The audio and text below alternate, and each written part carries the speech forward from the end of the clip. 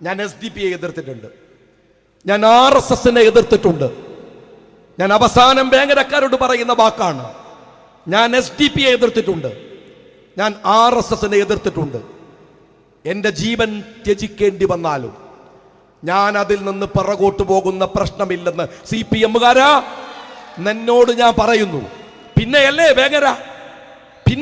വേങ്ങര അഴീക്കോട് പോയി 27,000 വോട്ടിന് ജയിച്ച പ്രകാശൻ മാഷോട് മത്സരിച്ച് നിയമസഭയിൽ കയറി പിണറായി വിജയന്റെ മുഖത്ത് നോക്കി സംസാരിച്ചിട്ടുണ്ടെങ്കിൽ വേങ്ങരയിൽ നിന്ന് അതേ പിണറായി വിജയനെ വീണ്ടും കാണാൻ ഞാൻ നിയമസഭയിലേക്ക് പോകുന്നുണ്ട്.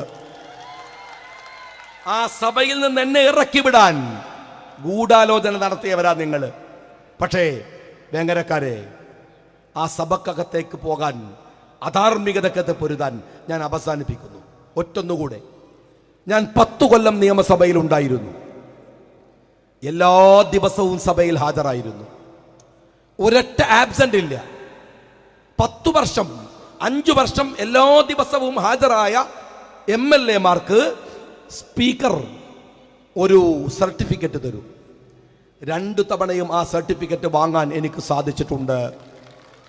ഞാനിത് പറയുന്നത് അഹങ്കാരത്തിനല്ല. നിങ്ങൾ എന്നെ ഉത്തരവാദിത്തം ഏൽപ്പിച്ചാൽ ഞാൻ അവിടെ ഉണ്ടാകുമെന്ന് പറയാനാണ്.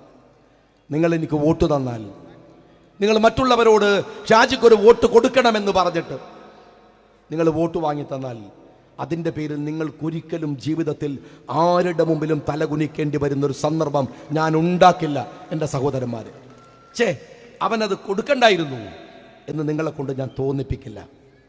നിങ്ങൾ എനിക്കൊരു വോട്ട് തന്നാൽ നിങ്ങളുടെ കൂടെ ഞാൻ ഈ വേങ്ങരയിൽ ഉണ്ടാവും. നിങ്ങൾ എനിക്കൊരു വോട്ട് തന്നാൽ നിങ്ങൾക്ക് വേണ്ടി സംസാരിക്കുന്ന, കണ്ണും കാതും തുറന്നു വെച്ച്, ഹൃദയം തുറന്നു വെച്ച്, അധാർമികതക്കെതിരെ പൊരുതാൻ, അവകാശങ്ങൾക്ക് വേണ്ടി സംസാരിക്കാൻ ഈ വേങ്ങരക്കാരൻ്റെ നാവായി ഞാൻ നിയമസഭയിൽ ഉണ്ടാകുമെന്ന് നിങ്ങൾക്ക് ഉറപ്പ് നൽകിക്കൊണ്ട്, അഭിവാദ്യങ്ങൾ നേർന്നുകൊണ്ട്, കോണിയെ മറക്കരുതേ എന്ന് ഹൃദയപൂർവ്വം ആവശ്യപ്പെട്ടുകൊണ്ട് ഞാൻ എൻ്റെ വാക്കുകൾക്ക് വിരാമം കുറിക്കുന്നു. നന്ദി. ജയ് ഹിന്ദ്.